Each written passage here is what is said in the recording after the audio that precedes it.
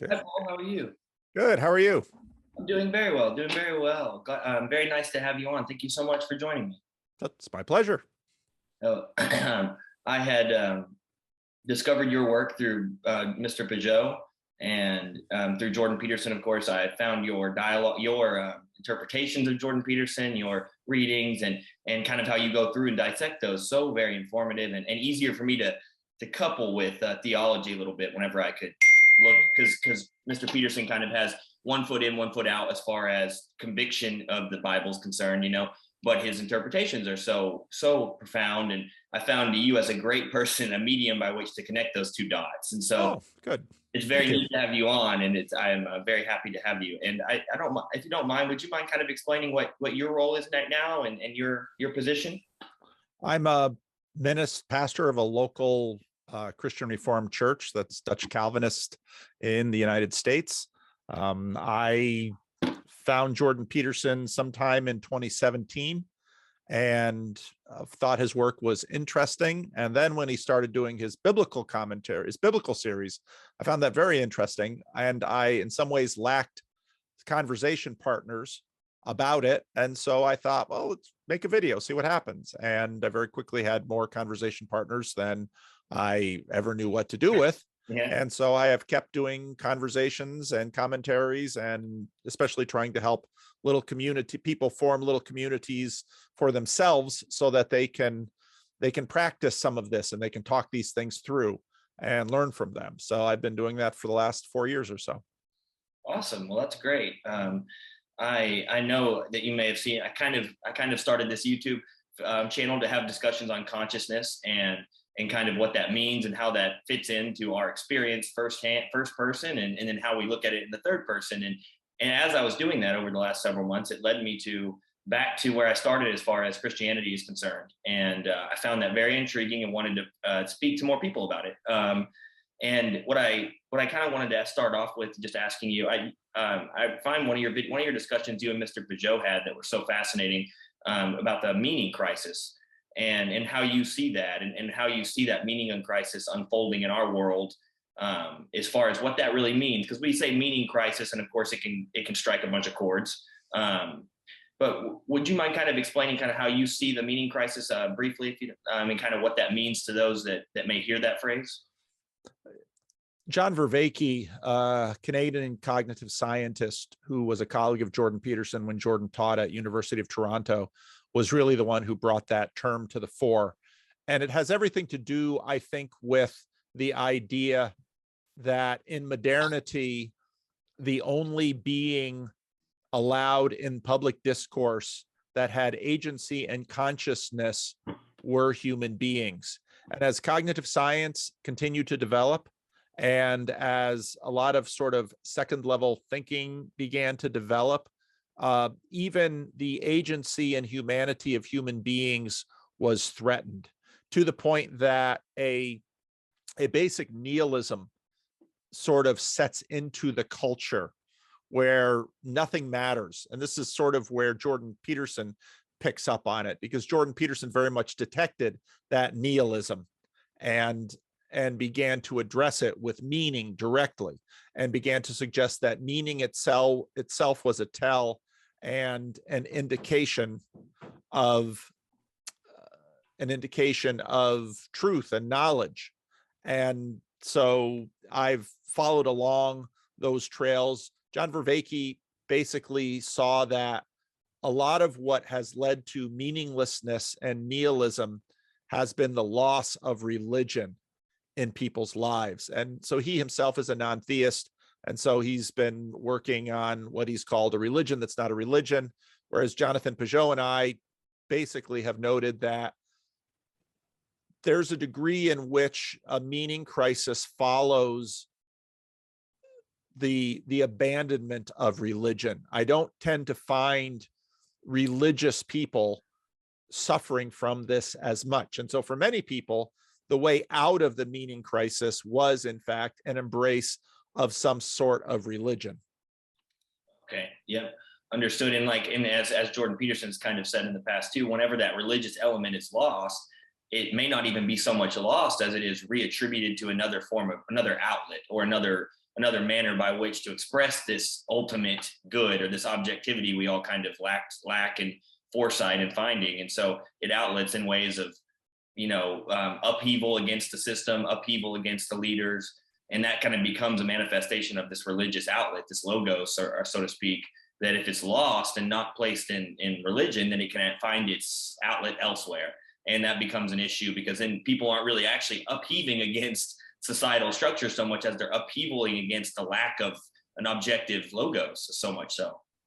Yeah, I think a lot of what's going on in society is a belief that we can sort of create our own foundations. In some ways, it's Nietzsche, his prophecy being implicitly fulfilled by masses of groups that imagine that we can somehow, well, first of all, we sort of borrow some of the ethics of Jesus in terms of human dignity and some of those things. And then we imagine that we can simply reconstruct a new world without that same foundation, but it usually just doesn't hold together. Yeah, exactly. It doesn't hold together, and then it arises in different forms, because eventually cultures across the world do come to these same conclusions, regardless of geographical separation from each other and such like that. And so it is interesting to me to see kind of how it potentially, almost all our books were written kind of platonically and through the Bible. I mean, they set the stage for how we kind of operate now, thought-wise and also narrative-wise. And so the Bible seems to make its appearance here and there. And I was a very strong militant atheist for a long time, and I recently found my way back to Christianity, and it's been a very rewarding journey, and not for myself so much, just for my objectivity and my arrangement to the higher good and how to operate in the world.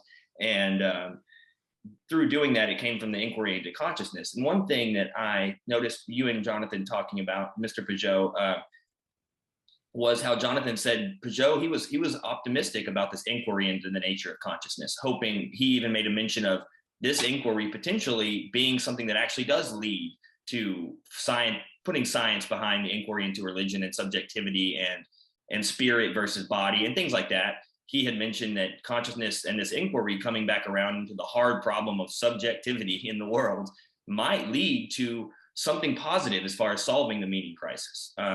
What would be your kind of thoughts on this first person examination of our experience, making a reappearance on the scientific stage instead of a third person view? Do you think that potentially this inquiry could lead us to reformulating our perspectives towards religion, maybe as far as new atheism is concerned? Well, part of the development of science was intentionally removing the first person perspective to in some ways depersonalize the world in order to arrive at a much more mechanistic system. And what that would afford for individual persons and agents is the manipulation and the employment of that system in order to achieve the outcomes that the first persons wanted to have. Yeah. Now, where this led, I just finished recording a little video on the conversation between Jordan and Sam Harris. Where this led is to sort of where Sam Harris is at, which was on one hand, the scientific view of the world, which said there are no persons, there is no agency, it is all deterministic. But then the manifest image, which we live in, where we have persons and agency and purpose and all of those things.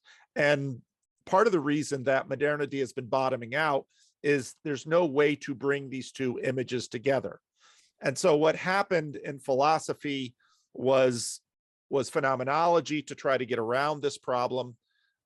Jonathan Peugeot very much has emphasized the first personal and that basically also gets around this problem.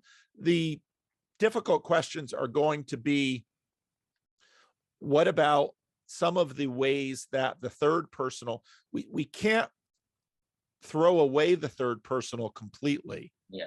Because all of our systems are built on that. It's basically imagine as if there are no agents in the world. and the world works in a certain way, then all these things are true. And many of these things are true enough that they work reliably for us. And that way the pragmatists were quite correct. But there are limits to that because we can only appropriate that through the first personal. Yeah. So I don't know how that will evolve. I tend to suspect the two will continue to sort of butt heads against each other until bit by bit, tiny little ways into each other will emerge, and when hopefully we'll make some progress with that. Yeah. But it's not clear to me exactly how this is going to be pursued.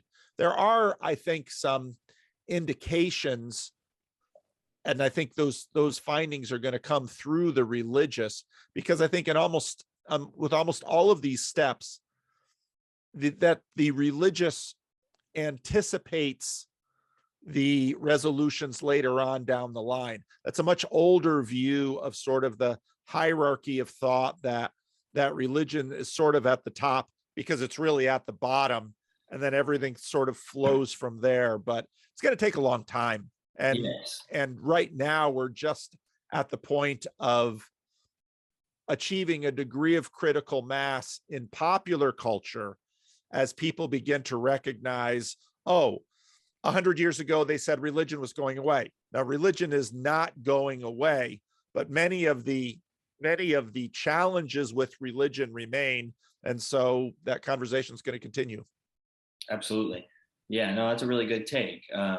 It seems like religion ends up being the answer, because the books that are written in, especially the Bible, whenever I started probing into the hard problem of consciousness and trying to understand the subjective element of our experience, you can't get anything more directly narrative, like as far as the narrative is concerned in the Bible, the intersection of your life is almost encapsulated somewhere in the Bible. You can almost intersect the narrative of the Bible and the archetype described with your life in such a way that it almost answers the question of consciousness for me in a certain way, unscientifically, so much so to speak, but narrative, because having an appreciation of the drama of narrative in your life and how your life can be enveloped within a narrative, is a scientific kind of understanding, because it becomes true. It becomes almost like you have to couple this logical, practical, analytical side with this narrative. And that's kind of the basis for creativity too, in a certain way, to me. And understanding the intersection of narrative and archetypes in the Bible with experience, and seeing how parallel they are, it becomes almost a truth in that regard to me. And I know that, kind of going back to just briefly on you and Pajot's conversation with consciousness, Pajot kind of phrased it as a caricature of the first person, kind of like put forth by Richard Dawkins, where it's like, if you look at reality as you're the scientist looking through the microscope at the slide of the universe. And Sam Harris even captures it sometimes, where he says, removing the observer from what's being observed, as if you observing it doesn't collapse the wave function of society in such a way. Right. And so I think that there's something to be said about first person being an inquiry that's almost, they call it a hard problem for a reason. And religion answers those hard problems to me sometimes. Well, it's only a hard problem because you've made it a problem in the third personal. Yeah. That's why it's a hard problem. You've, in a sense, again, you said, okay, we're going to use the scientific method. We're going to extract the observer, and we're going to imagine we're seeing it as such. I often call that a monarchical vision. Yeah. Okay, so now suddenly we have to get observation back into the picture. Well, you intentionally took it out. So that's, and then there's this amnesia, there's this scientific amnesia that says, well, we can observe science. It's like, wait a minute, who's we? Because all science is observed, and they say, well, but my observation of it isn't subject to the interpretive problem. No, any observation is subject to the interpretive problem. Yes. So you don't eliminate the interpretive problem. So that's kind of where the conversation is stuck right now. But these things usually take decades or even centuries to work through. Absolutely. Yeah. But it's an interesting paradigm there to see, okay, well, the first person provides us the reason to do third person analysis. And so, right. And like you were mentioning, Peterson and Harris's discussion that just kind of released, I was listening to that as well. And I captured something in there where both him and Peterson agreed that without value, there is no fact. And to me, that kind of settled with me a little bit, because I was like, that's kind of an admittance on both of their sides of saying that you have to have a grounding to to objectively orient towards, to have a reason to even investigate in a third person. And that right there kind of proves, okay, well, there's a logos there for that. And I've been using the word logos a lot, kind of hearing it from you and Jonathan Peugeot, and I like the idea and the weight that word carries, and Christ kind of formulates that logos for me, and as far as how I'd like to orient in the world, and how I would like to be in the world, just because I've never found a more profound way of being elicited by one human, just written so profoundly. And that whole idea, without value, there's no fact. And I found myself whimsically operating in the world as an atheist, kind of without orientation towards a goal, without reason to do whatever I'm doing isn't going to have an effect on my future self, so why worry about it, kind of thing. And finding the Bible allowed me to reorient at least towards something at a hierarchy of value. And I think it's something critical there, that without value, there is no fact, as they said. That's kind of a religious inquiry or a religious statement in itself. Yeah, no, that's right. And theologically, that's been around a while. So my own Dutch Calvinist tradition has had quite a bit of presuppositionalism in it. And it's a similar idea that you need to have these presuppositions. Another way of looking at it is the frame problem in cognitive science. You can't see anything without a frame through which to see it. Yeah. And whether they're frames or presuppositions, those things always remain, and they're pre-rational.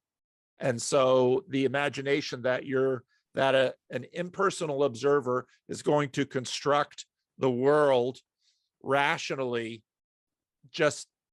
it just doesn't cohere. And yes. That's and the realization of that lack of coherence is part of what's spreading and part of what continues to basically undo modernity. Absolutely. Yeah. That's kind of what they talk about when they talk about postmodernism and everything being so oriented towards tyrannical source seeking of power, almost so as to degrade the idea of simply becoming powerful, like being powerful is synonymous with tyranny almost. And that's kind of a postmodernistic view of it, is, okay, well, anything you attempt to do to elevate oneself, you're doing it because you're overtly seeking this power over others or something. And it degrades kind of the idea of building a hierarchy of values. Because if you establish a hierarchy of values and you say, well, my value is to be more like Christ, and I'm going to work towards that and also attribute that to what I do in the world, well, then you're doing that to be tyrannical. Your ultimate goal is to assume the priesthood and then have power over others. And so that mere attempt at assuming a logos and operating in conjunction with it becomes in itself a tyranny or something like that. Yeah, it's kind of a one-trick bulverism. C.S. Lewis coined that frame, okay. A bulverism, and it's a motivation that is intended to discredit any action or argument by someone saying, "Oh, here's the problem. You're motivated by this." That itself has some very interesting first-personal aspects to it. Postmodernity is, in some ways, was sort of a first draft to attempt to address this problem of modernity.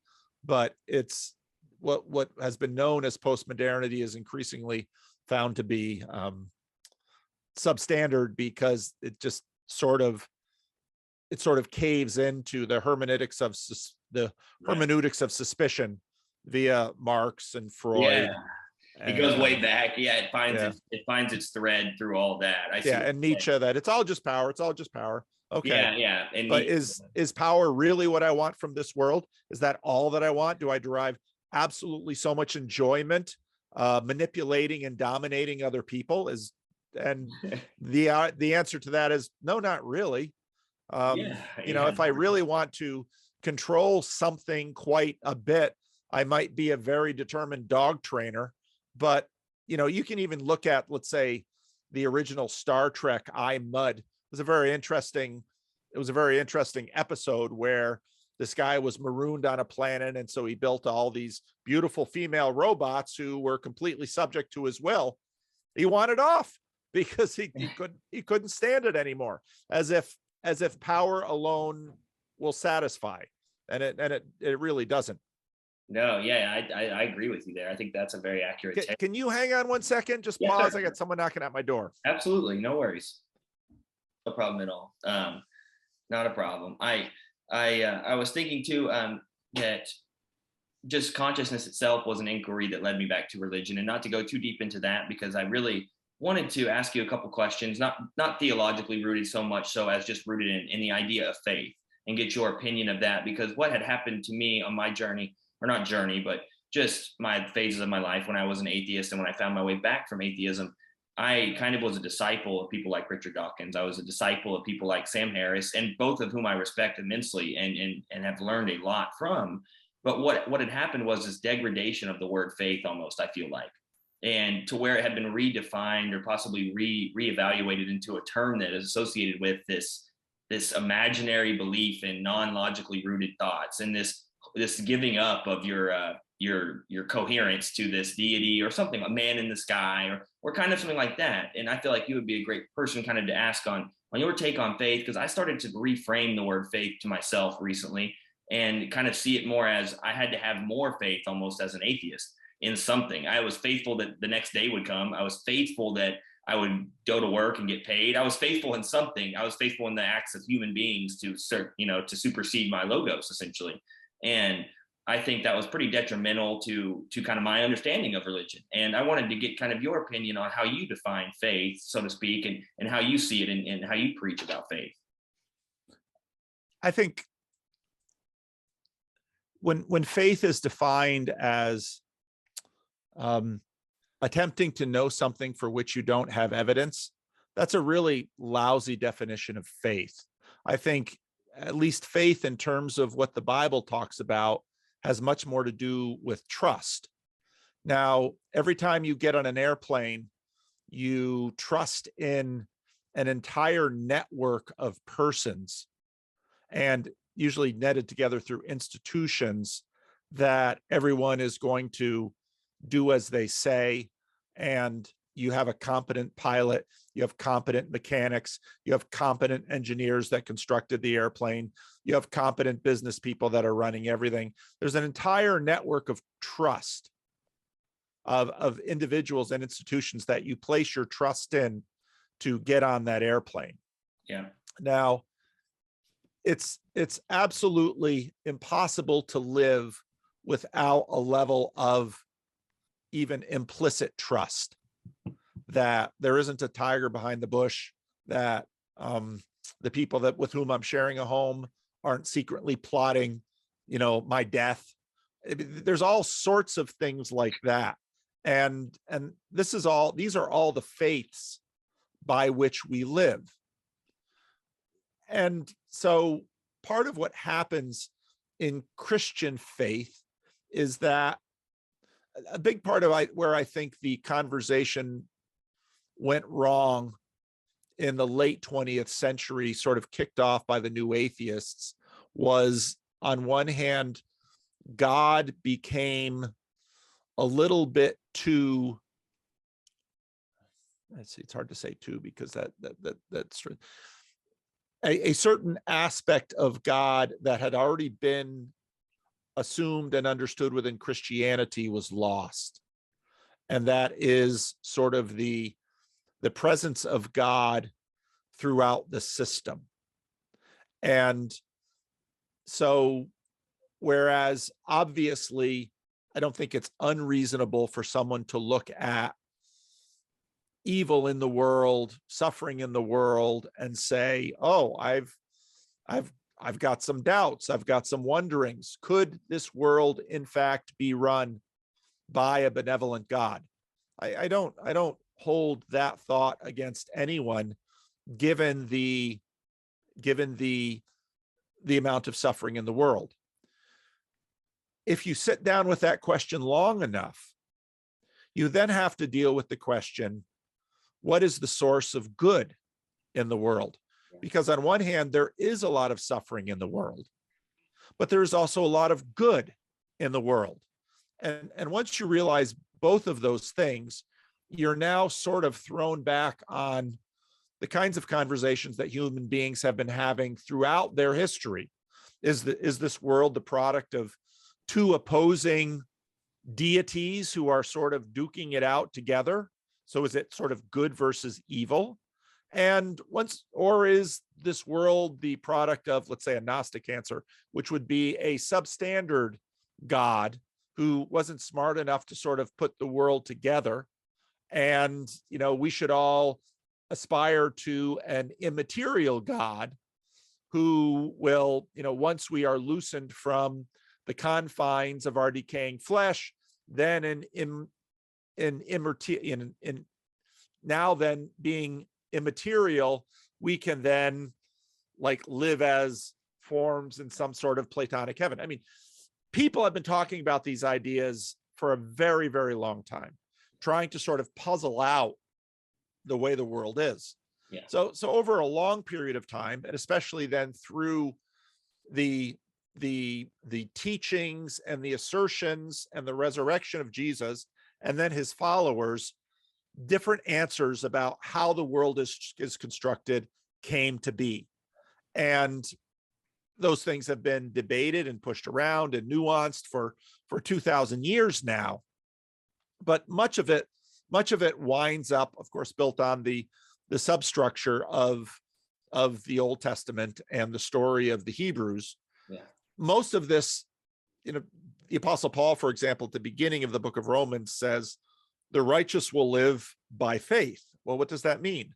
Well, in many ways, to continue to move forward with our stories, believing that, let's say, being itself is not evil, and it's not merely neutral, which would sort of set up the two gods, but being itself is good. Oh, wow. Then despite the evil, despite the doubts, despite the sufferings, you move forward in faith. And that's not functionally different from, let's say you're a foreign missionary, and instead of flying what you believe are all of these trustworthy first-tier airlines, you're going to get on some little rickety airplane, and you're going to look the pilot in the eye and say, are we going to make it? The pilot's going to say, I think so, but we need to try. And so you get on that plane, and that in fact is faith. Yeah. And so what Christian faith does is looks at all of these elements, in many ways pinned by the resurrection of Jesus Christ, to say, all right, I've got my doubts. There's certainly challenges out there. It's not really a syllogism that I'm building up, but I am going to take on faith the witnesses to the resurrection, the credibility of centuries of Christians before me, the credibility of my parents who taught this to me, the credibility of the kinds of people in the church who continue to convey this message, that this is in fact how to move forward in this world. We do it by faith. It doesn't mean I have all the answers. It doesn't mean I'm not going to suffer. It doesn't mean any of those things. But faith is the posture by which we move into the future. And I think that's what we mean. It's not that we have no evidence. No, I've got plenty of evidence. It's not that I have certainty. The book of Hebrews contrasts faith with sight. I don't always have certainty. Sometimes I feel certainty as a feeling, but in fact, many times in the world, I decide, okay, I'm going to trust Jesus, and on behalf and because of that, I'm going to do the kinds of things Jesus did, such as loving my neighbor all the way up to and including my enemy. That requires faith, because often in this world, loving your enemy doesn't help you too much. So yeah, that's the kind of thing that I believe Christians believe faith is. That's a really beautiful way of putting words to that. It really is. I took a lot from what you just said, and I think it's such an important reframing of faith. And the reason I think it's important is to help the transition of people who are like I kind of was with the discipleship towards Harris or Dawkins or Hitchens or any of that. The only way I could have ever gotten here in a faster manner would have been by helping understand and a reframing of faith. That way I could have logically justified its existence, essentially, and understood it. And so I think what you just said and the way you said it's super important, at least for me. And I think that people reframing their definition of faith is something that might be a catalyst for helping people understand that it's not deeply I guess, schismed between science and faith, but that faith is the root of science. And like Martin Luther kind of said too, he said faith became a psychological reality of some type, or became a reality because, like you said, it's this guarantee that amongst chaos, and like Peterson says a lot, is this tap dancing between chaos and order, kind of like in music where you've got a lead guitarist and he's soloing in a big part of a song. Well, he's tap dancing right on the edge of what could be chaos or melodic order. And there's got to be a conductor there. And is that conductor conducting from a standpoint of somebody else is conducting against him, like evil is rooting against him, or is there a force for evil that's trying to prevent that symphony and melodicness, or is that simply faith that that this is going to happen, that we are going to find order amongst chaos, and believe that no matter how much chaos exists, we may be able to trudge through it, despite the obvious objective reality saying otherwise. So I think it's a really beautiful way of saying and describing faith as a holistic point and as a virtue, really. And one of the things I was going to move forward and ask you on top of that was, whenever I was looking into the Bible before, I was trying to prove the Bible as a scientific manual, or try to justify it against the standards of the modern world, and try to use third-person science to say, well, obviously we know 7 animals didn't fit on a boat, or 7 of each, or 2 of each animal didn't fit on a boat, or the food supply would have been ridiculous. Well, of course it would. But man, that is such a surface level way that deprived me of appreciating the archetypal narrative structure of what that story meant. And Peterson's dissection of Genesis was a eye opener for me to get back to where I'm at. And so I kind of wanted to follow that faith question up to you, as far as when we try to go and prove the Bible, we're almost doing that simultaneous to the abandonment of faith, almost like we're presuming the Bible to be false. And so then we proceed forward with third-person objectifiable science to prove it. And in doing so, we eradicate the faith-based premise. And so I kind of wanted to follow that faith question up to you about, when we try to prove the Bible, we're abandoning faith, and therefore it not abandoning faith, but we're trying to use it as something that it's not meant for, so to speak. Yeah, that's a long, old conversation. And a lot of the issues really revolve around issues of representation. What is the best way to represent, let's say, a series of historical events? Now, the Bible in some ways events history and very much locates meaning within history. The Bible is unlike, let's say, a lot of Greek or other pagan poetry that are telling stories about characters and beings and basically trying to shape the world in a mythological way. The Bible clearly has a mythological function in how it shapes the world for us. Yeah. But to imagine that first century and even more ancient authors must somehow subscribe to 20th century reporting standards is an anachronism. Now, part of what happened in the 19th century with the fundamentalist modernist feud is that a certain aspect of truth got elevated, and that was sort of a propositional correspondence theory of truth. And when that aspect got elevated in the culture, modernists basically looked at the Bible and says, well, the Bible isn't really trying to relay any history to us. And then fundamentalists rose and said, well, the Bible is perfectly relaying history to us. But their idea of perfection is this 19th century presumption of perfection that they are then trying to project onto the Bible. And then you get a lot of weirdness between the two. Yeah. And to the modernist, you have to say, it's pretty clear from the Bible that its authors were intending to relay history. But to the fundamentalists, you have to say, it doesn't mean they're going to relay history in the way that we would.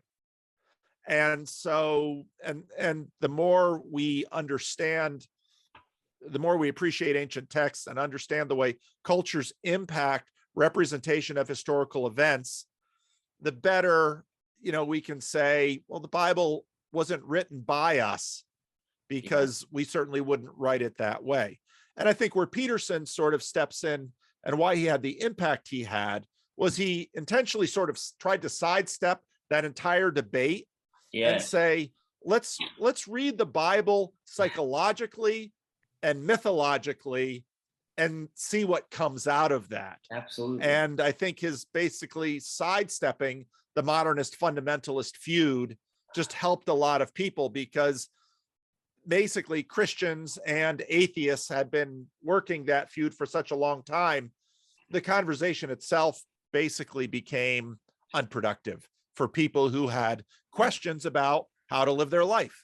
And so Peterson basically sidesteps it and says, let's just read it mythologically. And I'm not going to answer those questions one way or another, but I just like to see it psychologically and mythologically and see if that gives us some wisdom for living. Great point. Yeah, and that's kind of what Peterson does in his personality lectures, is he references marionettes, Pinocchio, Lion King, mythology, or re-representations of mythology in Disney movies, things like that, whatever. But he captures those archetypal forms of being, those personas, or as Carl Jung would say, you know, the tarot-like archetypes, the magician, the fool, the thing, and that, and the other. But yeah, you're right. It's so critical. I think that's a really good point, that Peterson was able to get that conversation that we are all worn down of hearing, the Christian versus science versus faith. We're tired. We were kind of burnt out on that discussion. We had Hitchens, Dennett, Harris, people like him, and they're great minds, but that debate had just become so solidified within what it was going to be. There was no way out. And it's almost like what you said, Peterson sidestepped that debate and attacked it from, here's the archetype, the narrative, here is how it applies to analytical psychology, how you think, how you evolve as a human through your own present life, and helps to encapsulate, okay, this book may not be subject to the same pressures of third person observation. It may not need be subject to those same pressures. And in that doing so, it was able for me to see this, like, oh, I can couple this scientific knowledge I have that I've devoted my life to trying to find, and really pair it with this. And then you've got this conglomeration of brilliant narrative that's unexplainable in its magnitude. I mean, it really is, to me, reading Exodus, reading Genesis, reading the book of Job, and seeing Job's begging to God for these philosophical answers, almost to say, how does evil exist? How does good exist? And it led me to people like Nietzsche prior to getting to the Bible. And Nietzsche just worn me down more because it made me feel more nihilistic. And then finding my way to the Bible, it just eradicated all of those writings that were nihilistic to me.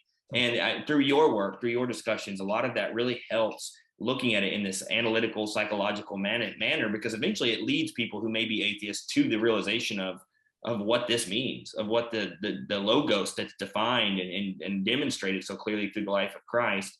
And I think that's really neat. And something that I talk about, that I've been talking about on my channel or a little bit here and there since I just started it, is the idea of free will and the idea of choice and individual sovereignty within the world as reality exists to us. And you mentioned John Calvin or Calvinism. And I don't know too much about Calvinism. I was going to ask you, first of all, if you don't mind briefly kind of explaining kind of what the Calvinistic view of Christianity means, and then also how they interpret free will in the sense of autonomy and personal action. So if many people out there think Jordan Peterson is somehow against gays and women and trans people, a lot of analogous to that is a lot of people hear Calvinism and think, oh, Calvinism is about determinism and lack of human agency. Yeah.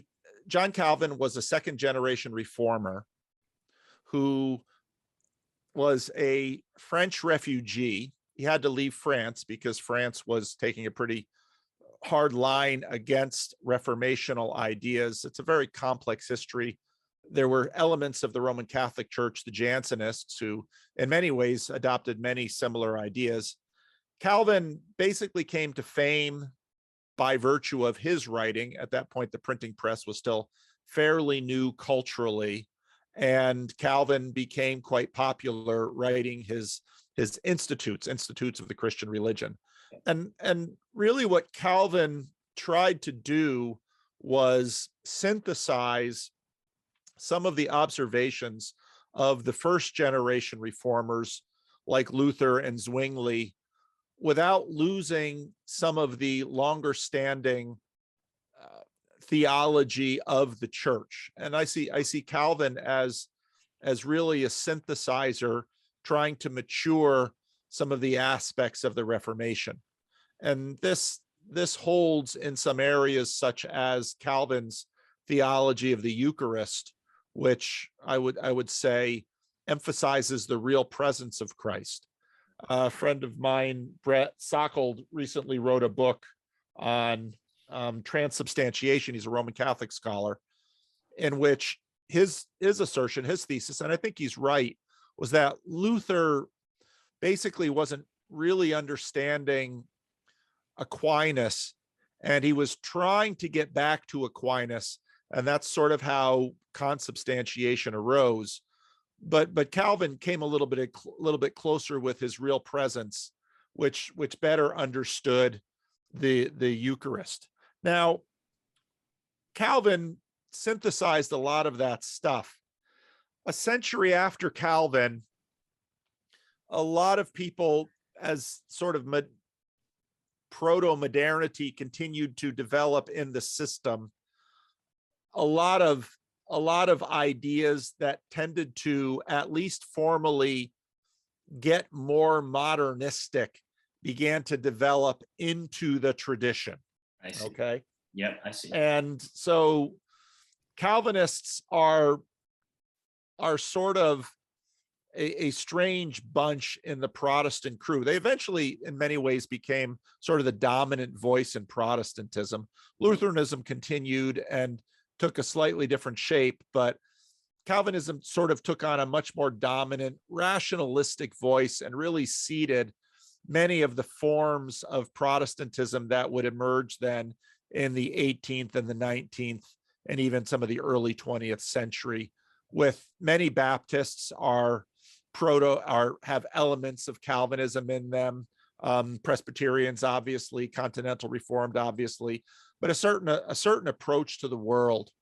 And Calvin, I think, tries to maintain sort of the traditional tension between these two books. So general revelation and special revelation. Yeah. And Calvin, with his commentaries, with his writings, with his institutes, tries to sort of bring that into the modern world. And there's certain elements of it that continue to stick, one of which is sort of an anti-Gnosticism, in that a lot of Calvinists will sort of frame or outline the story of redemption as creation, fall, redemption, restoration. Yes. And that's a fairly typical Calvinist move. And so that was the tradition that I was raised in. The Dutch Calvinists in America, for example, founded Calvin College, which is now Calvin University. And they, like many in sort of what became the neo-evangelical movement, really tried to sort of keep a theology of the mind and also a theology of the heart sort of in balance. I see. And that's the tradition. That's the tradition I was raised in. Now, so you have the neo-evangelical movement in the middle of the 20th century that sort of gives birth to the seeker movement in the late 20th century. A reaction to that then becomes the emergent movement. And part of that emergent movement is the young, restless, and reformed movement, in which a lot of, sometimes they're called new Calvinists, sort of emerged. And they've tended to emphasize more of the 17th century distinctives of Calvinism. And it's interesting that the new Calvinists and, let's say, the new atheists sort of emerge at the same time, because in some ways, in some very weird particular ways, Sam Harris is sort of a new Calvinist, but he's an atheist. Yeah, I see what you mean. Some of the predilection to determinism, some of the predilection to some, Sam Harris really squares his system in a very strange way. Yes. And I see actually some similarities with that, with certain forms of Calvinism.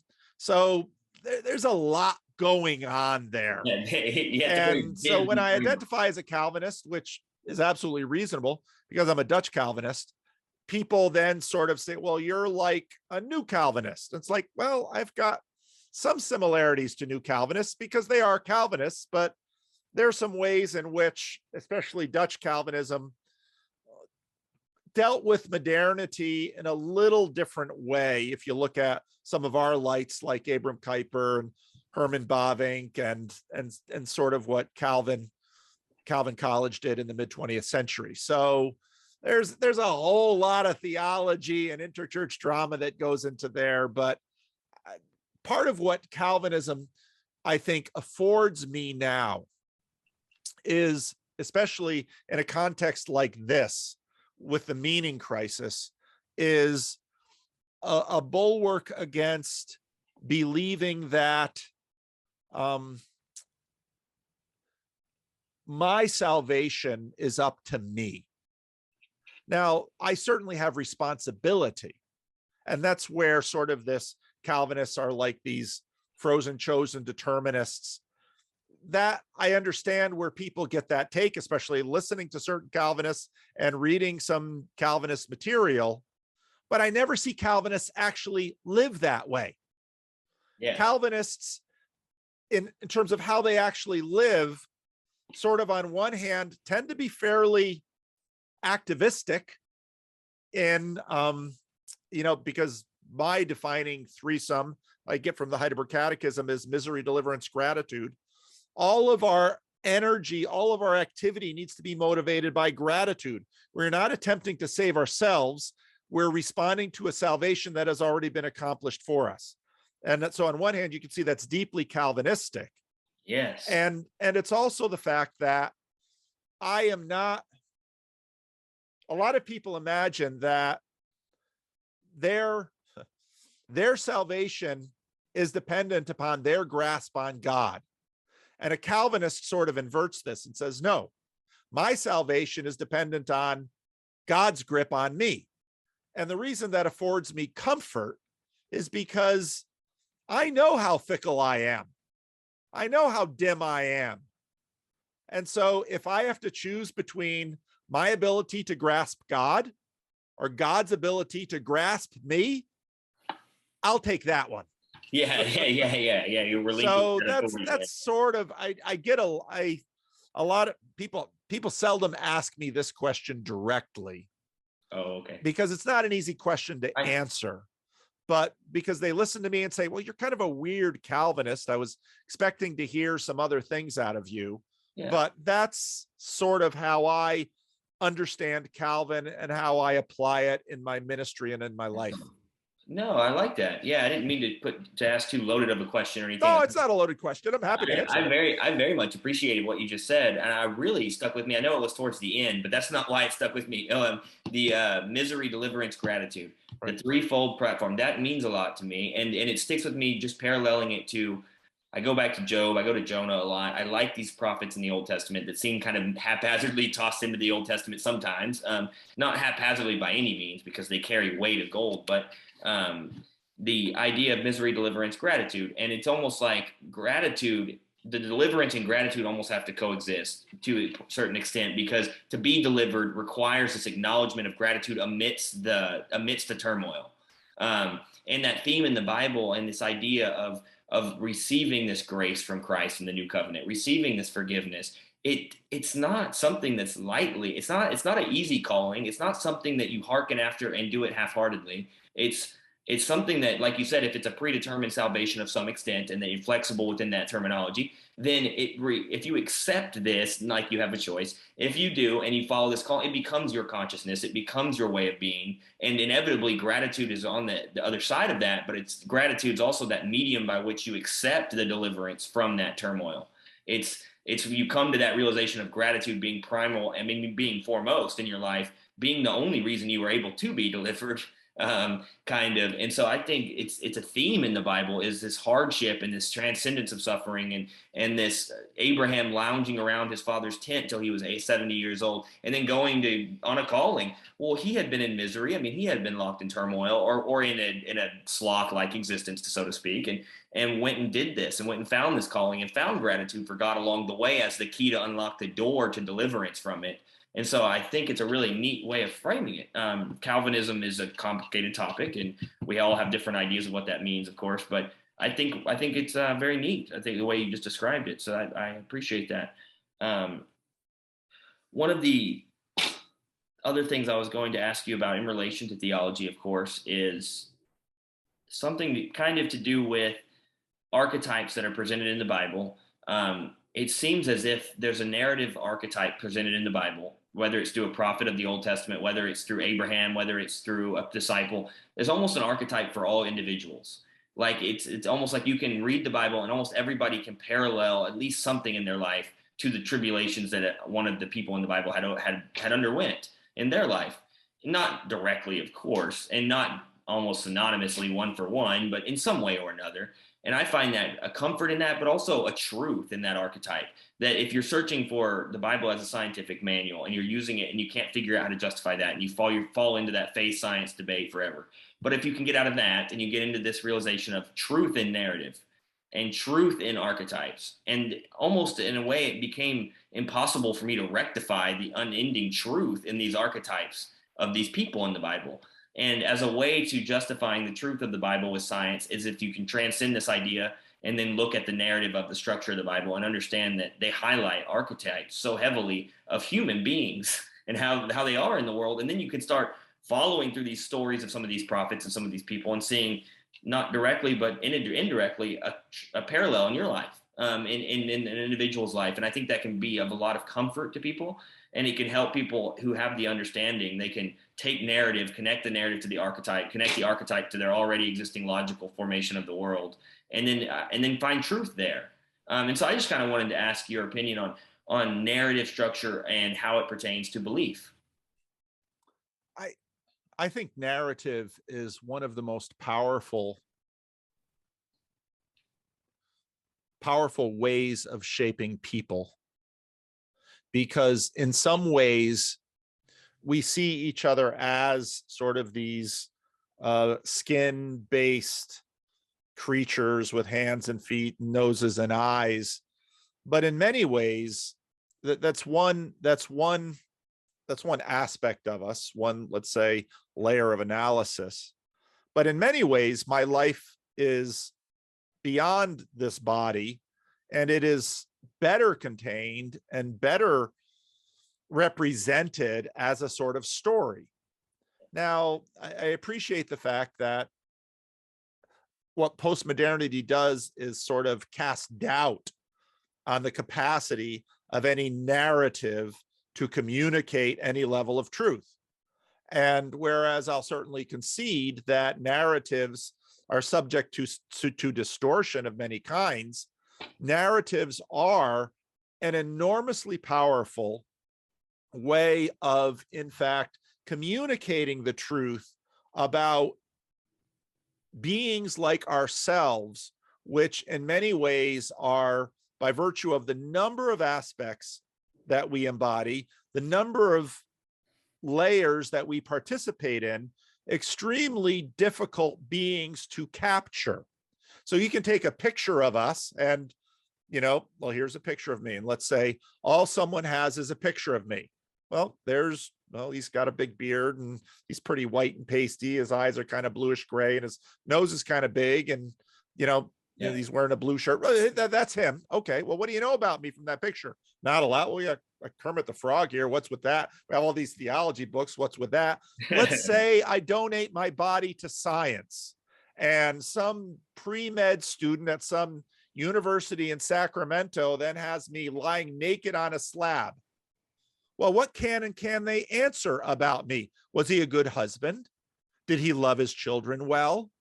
What did he do for a living? So in fact, there are many, many layers of reality that each of us participate in far beyond merely this body. Narrative is an enormously powerful tool that, in fact, is deeply built into us. And one way to represent a life is, in fact, an ongoing autobiography. And narrative sort of is very much in the language of that. And you can learn a tremendous amount about a person via narrative that you're probably not going to find from their corpse. You're probably not going to get from a photograph. And so people cast doubt on narratives, but I have to say, I don't think we have anything better. I really don't. Yeah. And I've heard you talk a couple times on this particular subject, just when you were referencing Sam Harris and Jordan Peterson's original discussions, not this most recent one. And of course, that in that first one, it was like this impasse of wits where it was like, where do we stand to talk? Where do we start this? And that was neat to watch, really, because it was like the mediator of the debate didn't really know, that they didn't really know, but it evolved to this concept essentially as Sam Harris wanted to strongman the argument. He summarized it into, so you're saying, Jordan, that stories is what we're all about. And, basically trying to dumb the argument down a little bit, say what stories are everything. And Jordan basically replied back verbatim and said, yes, that's what I'm saying. And then as Jordan and him talk and finish their discussions and go forward into their next discussions, you see this ultimate unveiling of Jordan's meaning behind stories being the root of it all. And I find that so incredibly fascinating. Well, it's a tool that I don't know that we have surpassed. And in fact, many of the most powerful media that we have developed are ways of telling stories. Look at film. Film is fundamentally a storytelling medium. Yeah. Novels, storytelling medium. What we've done is sort of level up story, because again, I think it's so deeply built into us and it's so powerful. That isn't to say that you can't lie with story. Almost the best way to lie is story, because it's that powerful. Yeah. But none of that discredits, or I think undermines the power of story for human beings. And that's why it's not going away. Yep. And almost everyone who wants to discount story tries to use story in an attempt to discount it. And I find that all the time. If they're trying to make the point to discount narrative, they tell a story. And it's like, it almost becomes a self-defeating logical fallacy, right, the way that they're attacking their own argument in a circle. And then it arrives back at the narrative. Yeah, no, I see what you're saying. Give us a list. Is that going to be more compelling? Well, I would give you a list, but it's not as effective. That's a candid way of putting it, and it's ultimately the truth. And they validate the truth by what they do. Yes, they might be saying different things. Let me tell you a story about why story doesn't work. Let me tell you this grand narrative and tell you why your grander narrative fits within it but doesn't. Right. It doesn't hold together. No, it doesn't. And I have empathy for the thought that it doesn't, because it seems like an elementary way of viewing the world. It seems like a step down from the scientific third-person analytical view. Oh, well, we're dumbing it down to these ancient stories. Well, ultimately, science is a story somebody wrote, and you're a participant in that story. So I have empathy for the reason why story would be downgraded below science as an analytical way of being. But at the same token, I was brought back to story through science, looking for science to answer these questions, and story ended up being the way to do it. And just a transition from story to personal. This is the autobiography that we write, biography that we write of ourselves and our life, that formulates this string of memories, and then we turn that into this egoic identity of the self. Is a topic in vogue right now, in mindfulness and things like that. And I found my way to this through some mindfulness stuff and through Sam Harris's app, actually reading his books. I found the idea of self-transcendence to be interesting, but I found it by the same token to be nihilistic. And ultimately, I promote being aware of your mind. I would assume that's a good thing. I don't know enough about it, but I know that it helped me a little bit. But I also know that it led me to the Bible in such a way, because whenever these things of no self and these things of self not existing and illusory free will, those became, and I'm not speaking against Sam Harris, of course, because I think he's an excellent thinker, and I think he's a promoter of ideas that help, but not against him, but me personally, the way I interpreted this no self and illusory free will was damning in a way that became nihilistic, to the point of not resorting to the Bible, but ending up there in my search to replace the self that I had lost, if that makes sense. Yeah. And I really needed that, because I was transcending some traumatic experiences or whatever. It doesn't matter. Like everybody has suffering. I was going through that. I came out of it, and I used mindfulness as a tool. And as I did that, I started to become real to me, some of these ideas of no self and illusory free will. And that became damning to my viewpoint of the world. And then the Bible reinvigorated it. It brought back this meaning. And whenever Sam Harris talks about this voice inside your head, and it's the ego, and it's fake, and it's a lie, whatever, and that may be true, but it helped me get to the Bible in a way that I lost the association with self in such a way that reality became a video game to me. And I was not playing it, and me holding the controller didn't affect the outcome of the rest of the video game. And finding my way back to the Bible, I found that Jesus actually speaks on this, and he says, pick up your cross and follow me. To me, that was almost a self-transcendent verse. It was a verse of, pick up all this autobiography, pick it up and carry it, and don't drag it on the ground. Follow me. Pick up this baggage, get over it, wake up, begin again. And almost like Eastern mystical writings and self-transcendence and all that, which I don't mean to degrade. I don't follow it. I don't believe in it that well, whatever. But I found that Jesus spoke more in a way that whenever you just transcend the self, you're not meaningless. He told you how to find meaning amongst self-transcendence, amongst that self-identity that you're so tethered to. Yeah, you don't really want that, because you see whenever you can get over that you can produce gratitude, you can show virtue a lot easier. But if you don't have a logos by which to substitute for it, it becomes harsh, or it becomes a reality of nihilism. And so I would kind of want to just ask your opinion on this idea of meditation in the form of seeking self-transcendence, and how that may fit in with a Christian worldview. Self-transcendence is something that we sort of do all the time anyway. That's sort of third personalizing. Yeah. I think that's the heart of it. Now, I don't necessarily see an issue with the kinds of realization that you can gather from recognizing the limitations of naive patterns of thinking. Yeah. And I think some of those tools of meditation do shine a light on just exposing and showing some of the naive patterns of thinking. Now, if you're going to do that in order to discredit the naive patterns of thinking, I'm not sure what you're left with. Yeah. Because you have to live, I mean, even in just his recent conversation with Jordan Peterson, Sam Harris talks about sort of the default mode of the mind. Well, there's a reason that's the default mode of the mind. Go ahead and sit there and meditating, transcending yourself in the woods surrounded by wolves.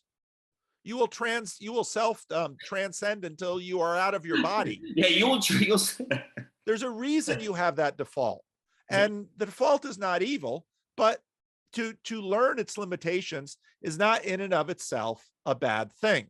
Okay. But if you privilege that, and see, that's part of the issue, the move he makes. On one hand, he says, from the third personal, there is no agency, there is no self, and the self is an illusion from the third personal. So he prioritizes that, first of all. And then he says, now we are free to play in the first personal, but keep doing your psychedelics and your meditation in order to realize that the third personal is privileged. And it's like, hey, wait a minute. You can't live in the third personal. There's no place for you there. And then if he couples it with a bunch of other things he talks about, such as without your first personal, there's null, there's nothing. And so it doesn't seem strange to me to realize that if you keep following his program, and if you're actually self-aware and you're paying attention to the world, nihilism will come. Yes, it did. Yes. And this is what we've been seeing.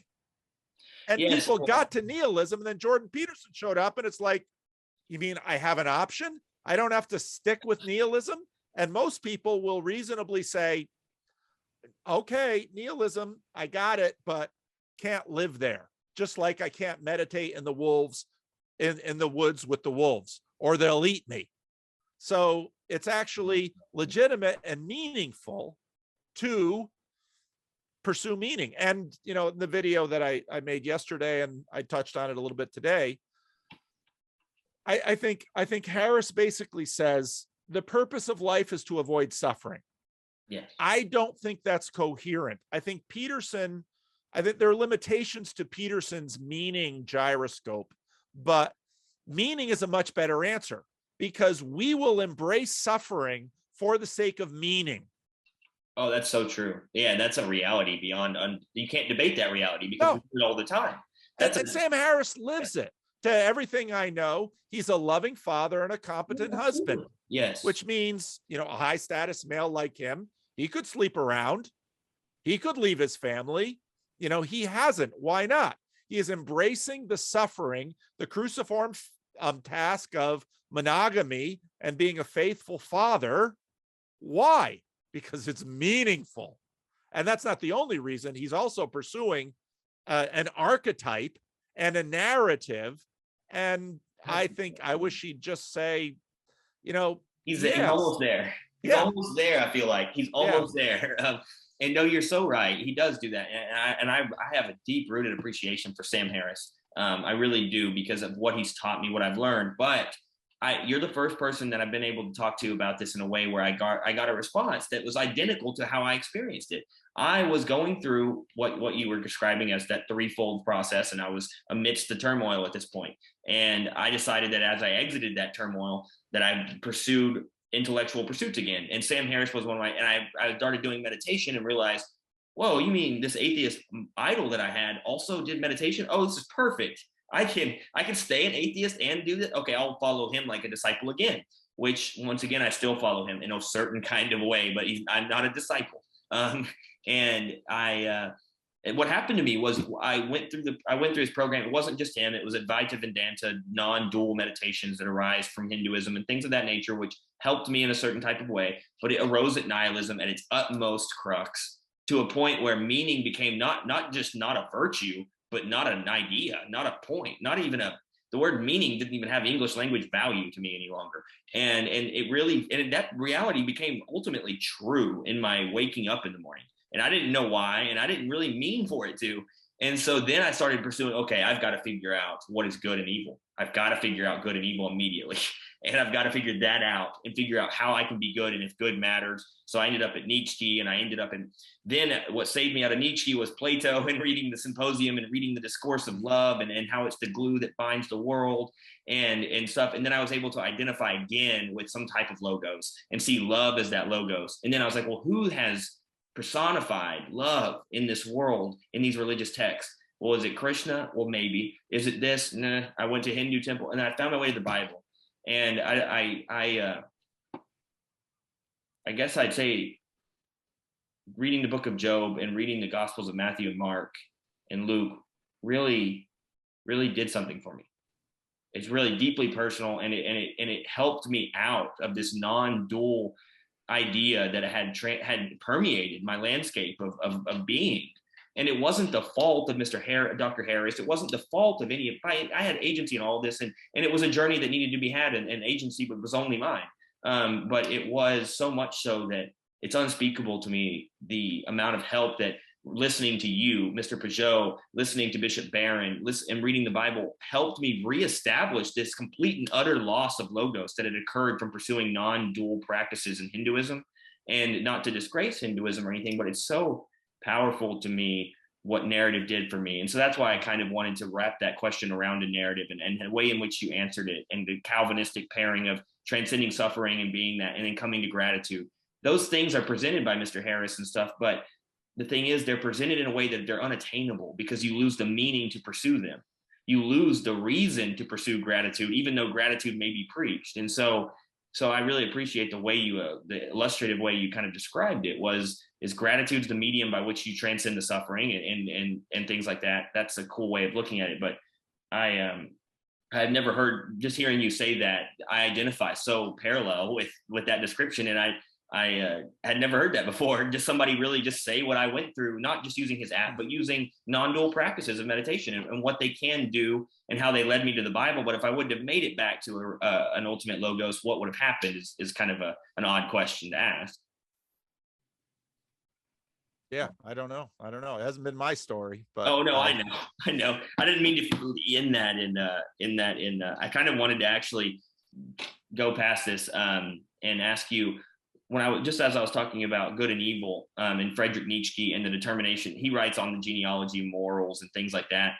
And I still haven't come to a conclusion Christian wise, and I believe wholeheartedly in the divinity of the Bible. I really do, and I think that that's inevitable for me. But I have a hard time, and I wanted to just get your perspective, your theological approach to good and evil in a way that is evil this combative 50-50 force against the good. And I had been starting to see it as more like evil arises from the lack of the unconditional love being present in your reality or something of that sort. Mm-hmm. But I couldn't, and then trying to justify the existence of demons in the Bible and what demons are, what they mean, and is there this force that's combating against good? And I'm having a hard time understanding that. And I know it's a broad topic. It needs a giant brush and a canvas the size of the earth to paint it on, but kind of what you would say, maybe somebody who found their way back to the Bible, how you look at in a manner by looking at good and evil and how they are combative against each other in the present world. Well, it isn't a 50-50 dualism. And I think the way to think about it is that evil is certainly real, and there certainly are forces, agents, powers, realities of evil that are trying to rob God of his glory and rob us of our joy and destroy God's good creation. That certainly is true. But evil is, I think, something that is temporary, and joy and glory and goodness are eternal. I like it recently in the Jordan Peterson, when beginning of his talk with Joe Rogan recently, was talking about music. And music is this very strange thing amongst us, where it almost seems like we sense meaning non-referentially. And I read a bit of Tolkien in Tolkien's Silmarillion about, basically Tolkien is riffing on a creation story. Iluvatar is the deity, and Iluvatar makes music, and basically that music brings creation into being. And then Melkor, who is one of Iluvatar's chief creations, then decides that he is going to sing a song of rebellion. And I think one way to conceptualize what's going on with evil is rebellion, that it's a desire to stand apart from the giftedness of God that makes us, and to, in some ways, be on our own, to not participate in God's being, but in order to establish our own being. The problem is we really can't do that. We're not up to that. And so that eventually loses. But what's so cool about what Tolkien does with Iluvatar in the song is that Iluvatar manages to take the strains of Melkor's discordant, rebellious song and eventually turn it into greater music.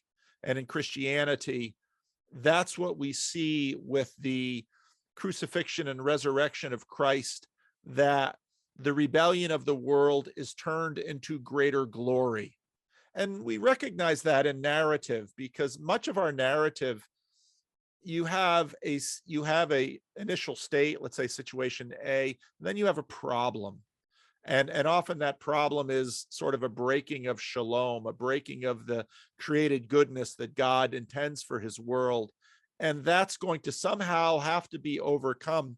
And it's in the overcoming of rebellion that in some ways, and even that in some ways, the glory of the glory of the created goodness gets magnified still greater.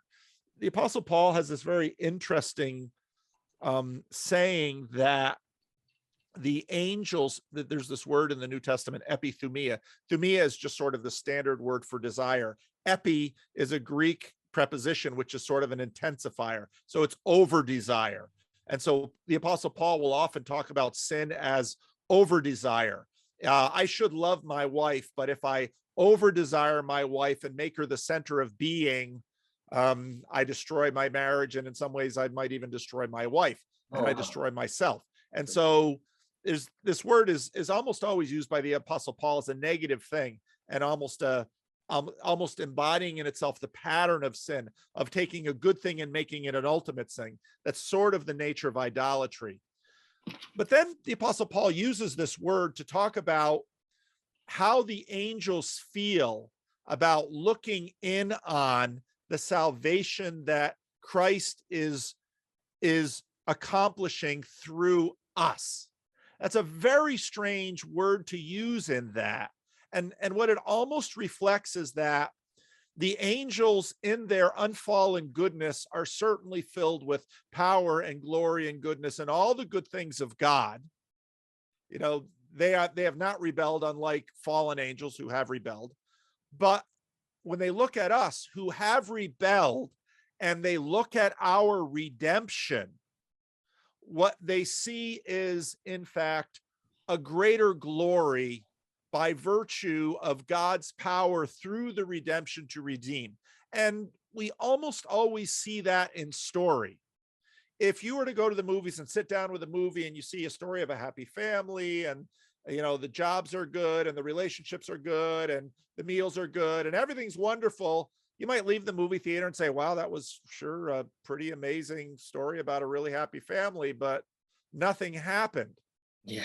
Almost all of our stories have this pattern of a lost shalom, a lost goodness because of rebellion and fallenness and sin and evil, but then a redemption by which, and this is the amazing thing about us, is when we think about the Christian story, reformers such as Luther asked questions about, after we are redeemed, and you know, and we are not fully yet redeemed until after this life, after we are redeemed, will we fall again? And that's kind of a difficult. What will become of evil?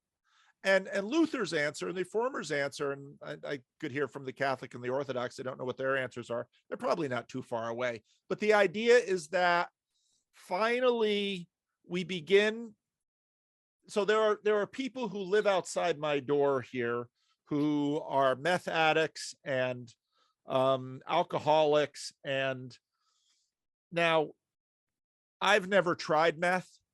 You know, I don't drink myself, but I could drink. There's nothing in my Dutch Calvinism that says I shouldn't drink, but I'm just not terribly tempted to become a homeless alcoholic.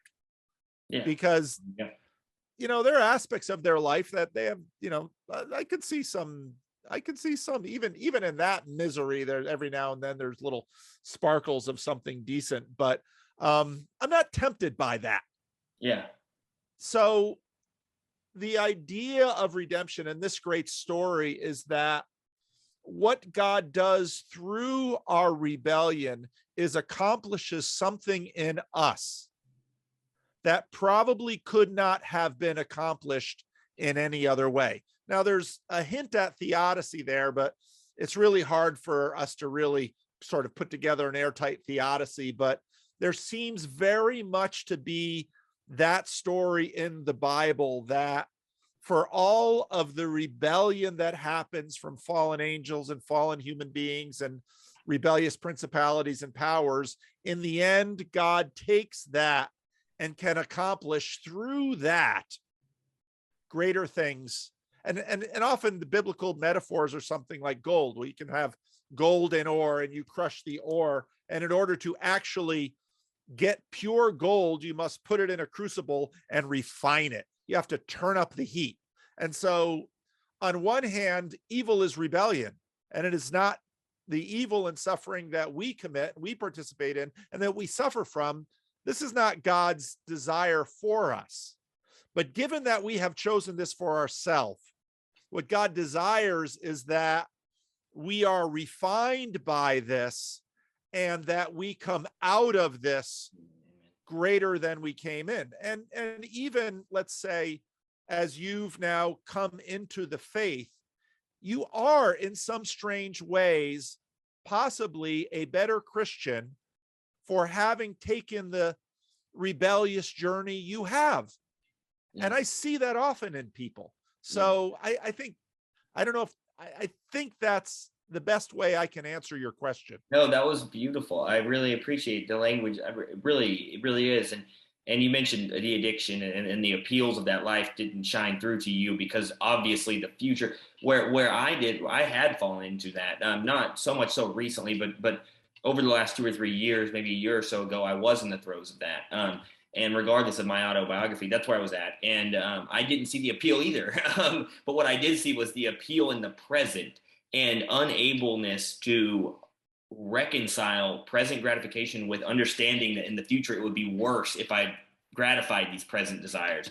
I knew that was the case, but this cognitive dissonance that existed there wasn't strong enough to alter my behavioral action.